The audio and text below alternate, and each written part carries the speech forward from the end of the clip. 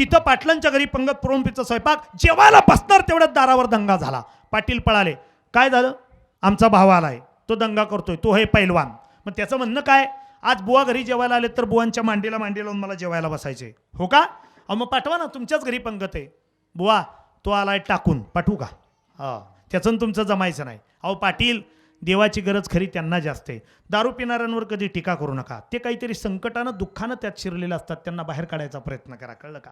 हो, म्हणून तो पाठवा, देवाची गरज त्यांना जास्त आहे. अहो पण पाठवा. अहो तुम्ही शाकाहारी, तो मांसाहारी. पाटील शाकाहारीत सुद्धा हरी आहे आणि मांसाहारीत सुद्धा हरी आहे, द्या पाठवून. आणि मग आले, पाय आपटतच आला. हु इज बुवा? म्हणलं या माय, मी आहे. बसू का इथं? म्हणलं बसा.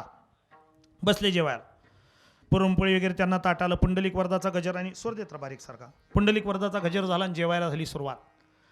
पहिल्या 10 मिनिटात 3 पुरणपोळ्या मी गुळवणीत कालवून खाल्ल्या, 4थी कालवली. पाटलांनी मला ढोसललं.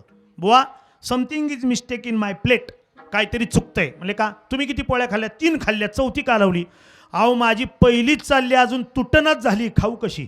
जरा बघा. Don't tell about that, I will manage that everything for your eating. आणि मग मी त्या गुळवणीत बोट घातलं. मग म्हणलं पाटील, त्याचं असं झालंय, तुमचं वर्म चुकलंय. म्हणजे मी जेवायला बसायच्या आधी माझी कडक कांजीची टोपी गुडघ्यावर काढून ठेवली होती. तुमच्या धुंदीत तुम्ही पुरणपोळी म्हणून माझी टोपी गुळवणीत टाकली. ती तुटणार नाही, बाहेर काढा पोळी आत घाला.